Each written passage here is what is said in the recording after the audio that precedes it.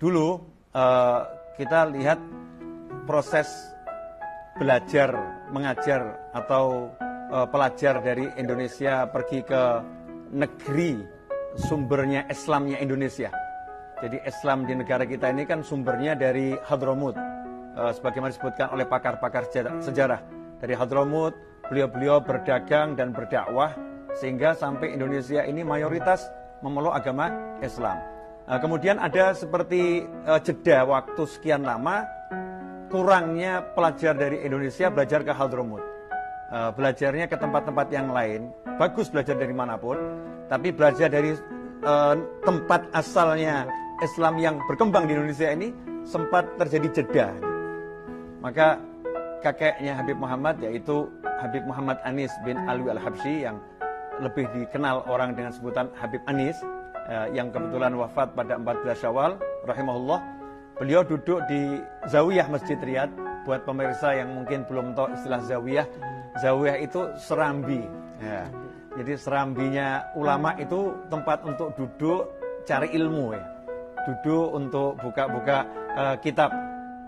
Ada yang gamin berapa banyak karunia Allah yang tersembunyi terdapat di Zawiyah, di serambi-serambinya orang-orang soleh. Nah, duduk di situ baca kitab. Kebetulan kitabnya Habib Ali bin Husain Al-Attas. Habib Muhammad baru dapat cetakan barunya itu ya.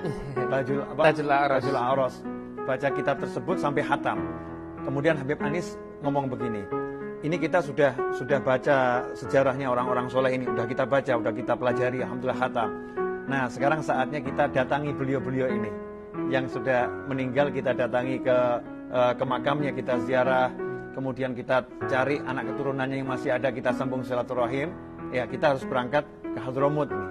Nah, saya pengen, kata Habib Anis saat itu, saya pengen ke Hadramut untuk cari satu anak muda. Saya mau cari satu anak muda yang anak muda tadi alim, ya, soleh dan ahli ceramah. Karena tidak semua orang alim bisa ceramah, ngajar bisa, tapi ceramah nggak ahli gitu. Jadi yang alim, soleh, muda, ahli ceramah, yang pinter ceramah.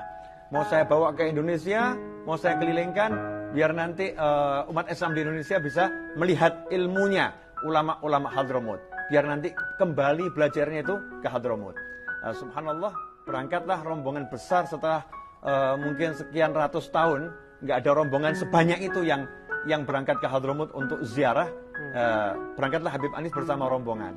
Disitulah bertemu dengan Habib Umar bin Muhammad bin Salim bin Hafid.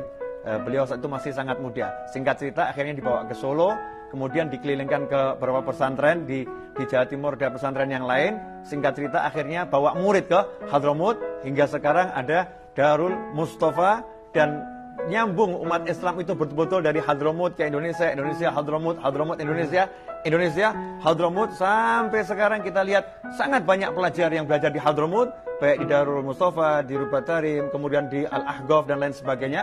Itu merupakan salah satu hasil niat dari almarhum Habib Muhammad Anis bin Alwi Al-Habsyi.